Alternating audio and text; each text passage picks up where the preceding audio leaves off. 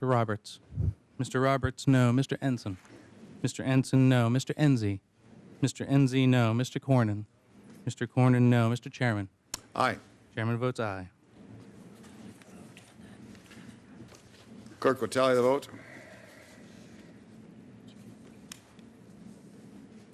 Mr. Chairman, the final tally is 14 ayes, 9 nays. Mr. Chairman, I thank you for the opportunity. I asked questions with my last round, and again, I commend you for your work to try and craft a bipartisan bill. We do need health care reform, but we have to get it right. And despite your best efforts, I think this bill fails to address the most important issue in the entire health care debate, which is lowering the costs for working Americans. Increasing health care costs is the issue I hear most about from my constituents. They want to see real reforms enacted to make health care more affordable for them.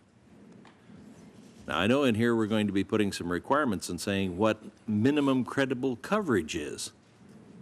I think that's a decision that people ought to be able to make on their own, and I've tried to lower the bar that Washington is going to tell them is the minimum credible coverage.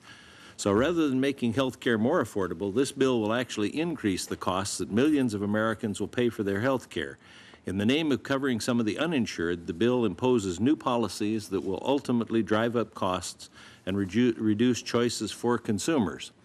The combined impact of the new taxes, the mandates, and the entitlement expansions in this bill will substantially increase the price that many Americans and most Wyomingites will pay for their health insurance.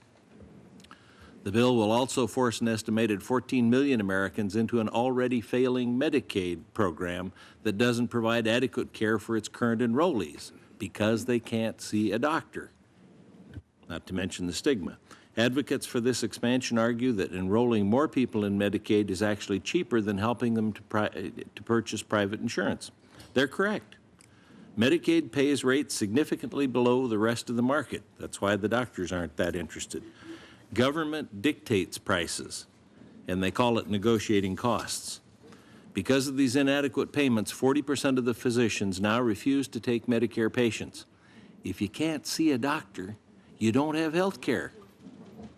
And we're starting to see a similar thing with Medicare. That's why I and some of my colleagues fought to at least give working-class Americans the choice to enroll in either Medicaid or private health insurance. Unfortunately, we didn't succeed, and this bill still denies real choices to the millions of Americans who will otherwise be trapped in a health program that fails to meet their needs and delivers inadequate care. Earlier, I asked about increased taxes.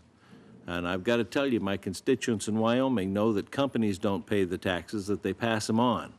And I appreciate Senator Conrad's comments about rural hospital payments called DISH, because this bill phases out that payment and will put hospitals out of business in Wyoming, with people being hundreds of miles from care. In the coming weeks, after this bill is merged with the Help Committee bill, we'll have another chance to revisit many of these issues. I plan to work with Republican and Democratic senators to modify this bill to actually lower costs and provide more choices so that it addresses the real needs of the American people. I thank you, Mr. Chairman. I spent weeks in the markup on the HELP bill and was terribly disappointed in the outcome of that. This bill costs less, but it still costs. It's an expansion of government, and half of it's going to be paid for out of Medicare. Half of it. Now, my seniors are saying, I thought Medicare was already having troubles. If there's that much that can be saved, why doesn't it go to save Medicare? The average person in Wyoming that's not a senior says, I thought you were going to do something to help my health care costs. I'm not opposed to helping out the poor and the uninsured, but I thought I was going to get something out of the deal too, except the other half of the bill. And that's where we are in the process right now.